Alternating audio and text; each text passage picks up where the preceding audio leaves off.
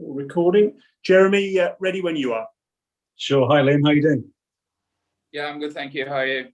Yeah, very good, thanks. It's been a while since you played T20 for England, way back in 2017. I wonder how you compare yourself now as a player to then when you first made your debut for England.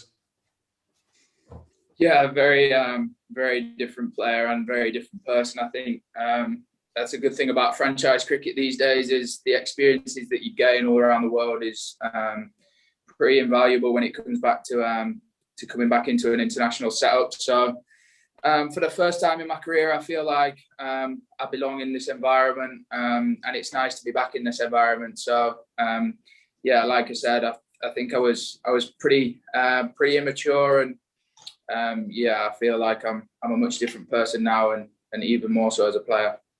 You had another excellent big bash, 426 runs. I mean, tell us what the bash has done for your game, do you think? Yeah, I think it's such an exciting competition. It's obviously a well-renowned competition around the world, but it's such a fun competition to play in. I've been very lucky that I've been at Perth for 2 years. It's a great environment, and it was great to have a couple of English blokes, especially Jace, there with me this year. It was really nice to open the batting with him and spend some time with him on and off the pitch, and more so learn from him as well. So yeah, I really enjoyed the Big Bash. It's been the last couple of years. It's been great for me. It's been great for my game, and especially with T20 World Cups coming up as well. It's always great to gain experience over there. Yeah, you were opening with Jason in the bash. When you last played for England, though, Liam, you were batting at 6. So where do you see your place in this, order that's packed with talent? Yeah, I think that's the exciting part of English cricket at the moment. I think we've got so many of the world's best in our team at the moment. So one thing I do pride myself on is being flexible, and yeah, wherever an opportunity comes up, hopefully I'll be ready to take it, whether wherever in the order that may be. Ed Smith was saying too that your leg spin obviously gives you another string to your bow. I mean, how much has that developed too? Yeah, I've spent a lot of time. It's something I really enjoy. The challenge of trying to become a better bowler is yeah, it's something I really enjoy every day. It's been nice to come out here, and it'll be great to work with Jeets over the next couple of weeks. So yeah, it's been something I've worked really hard on over the last couple of years.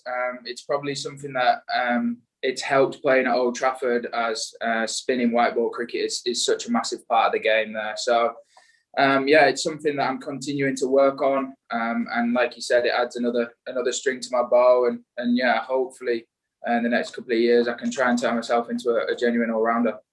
How realistic though is it breaking into the England squad, do you think, in World Cup year, and will the IPL help you too, do you think?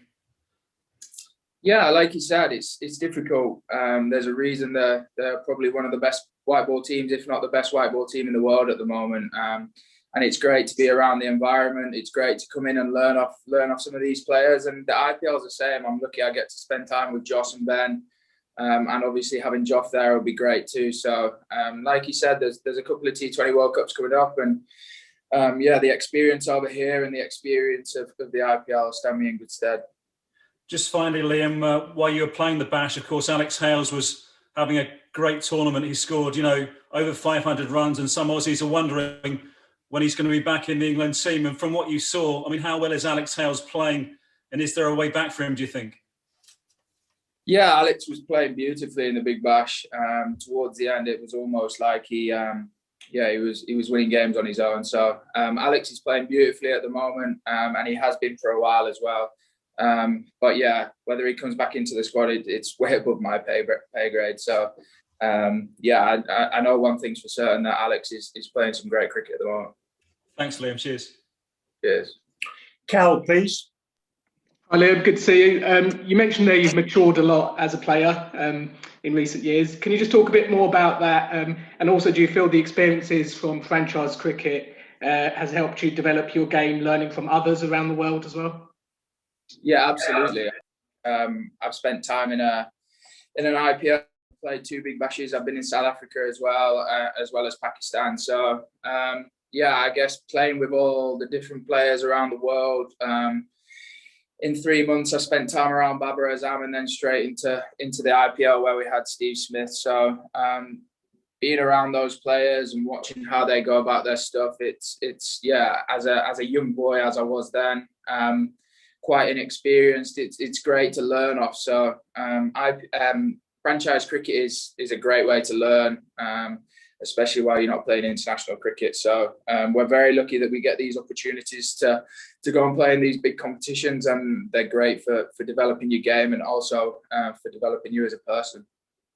And just a bit on bubble life, I guess you're now quite accustomed to it. Does it come easy to you now?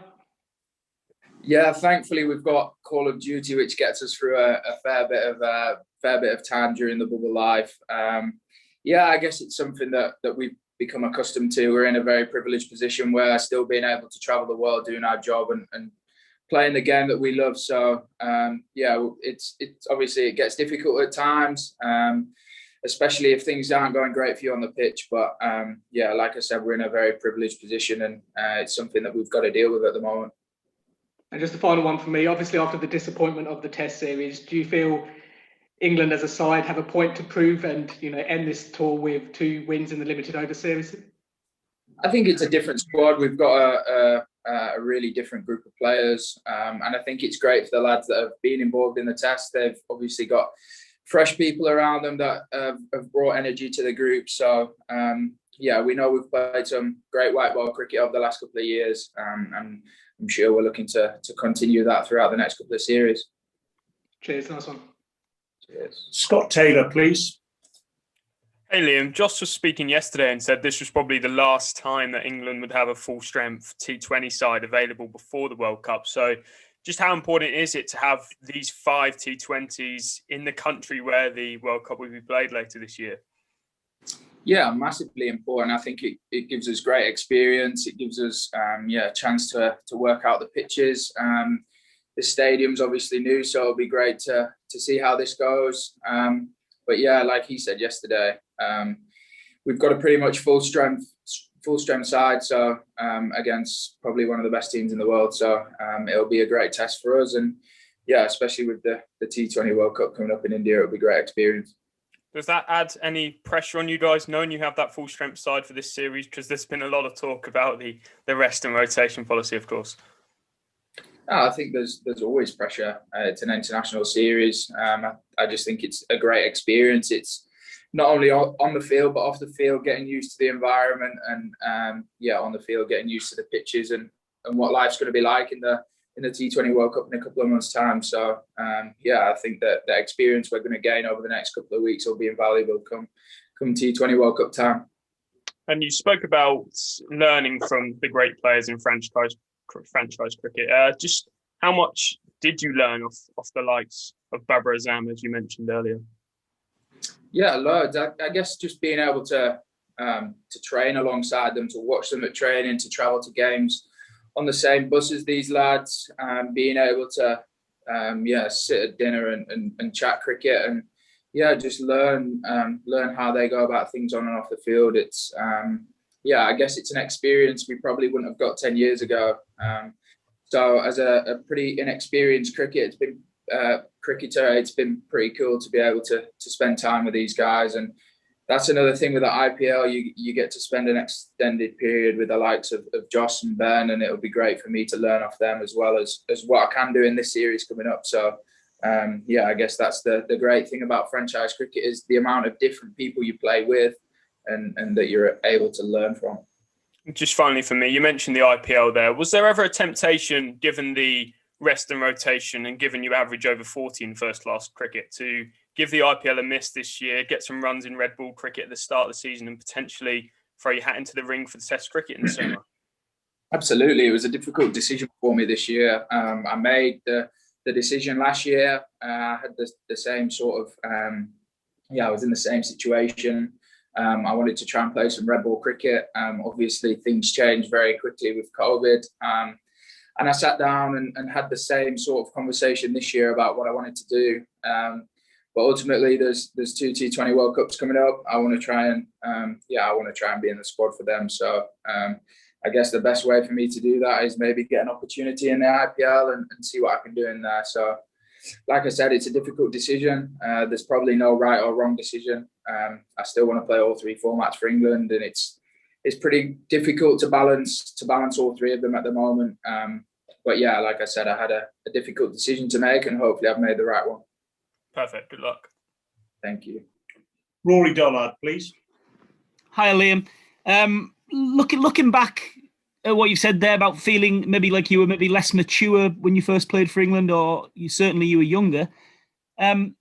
Thinking about those couple of innings, it did strike at the time that maybe you weren't sort of putting your best foot forward.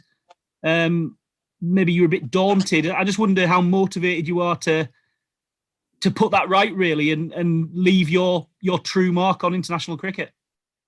Yeah, I said in the 3 or 4 years since I made my debut, I was probably in the worst place cricket-wise I could have been in when I played them couple of games. I tried to make a change in my technique 2 or 3 weeks before, and it completely didn't work for me. And I think ultimately, looking back, it was a really steep learning curve for me. And I guess it probably did me some good in the next couple of years. It sort of gave me a kick up the backside and made me work harder. And yeah, like I said, I'm a completely different person now, completely different player. I'm really confident in my game at the moment, and it's nice to be back in this environment and feel like I belong here. So yeah, like I said, if I get an opportunity, I'm sure things will be much different this time around.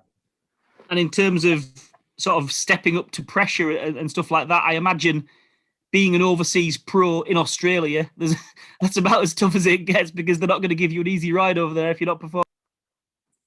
Yeah, that's, like I said before, that's the reason we played these franchise competitions. Playing in an IPL in front of 60,000 people. I've just played in a Big Bash final. These are the pressure moments that you start to become used to. And I guess we're kind of lucky we get Rosie's games in England, which are pretty much close to international cricket. But yeah, playing in a Big Bash final, I guess, is as close as we'll get around the world to international cricket. So yeah, it's the reason we play in these competitions, and it's that experience that we go and we want to gain. And yeah, hopefully that'll stand me in good stead when it comes to international cricket. Cheers, good luck. Thank you. 2 more now, please. John Etheridge and Andrew Miller. Liam, hi. Did you always feel confident that you would get another chance to play for England again? Oh, I think after my what is going on? I think after my first experience, yeah, I guess I just wanted to get back to enjoying my cricket. I grew up as a kid really enjoying playing. I loved entertaining and loved playing cricket. And I guess maybe for a couple of months after that, I tried to put too much pressure on myself. And I guess over the last couple of years, I've got back to really enjoying my cricket. So yeah, I always hoped that this opportunity would come around again. I've always had belief in my ability. I knew I had different things to work on, and hopefully I've done them over the last couple of years, and I feel in a much better place now. So yeah, hopefully if the opportunity comes around, I'll be in a much better place to take it.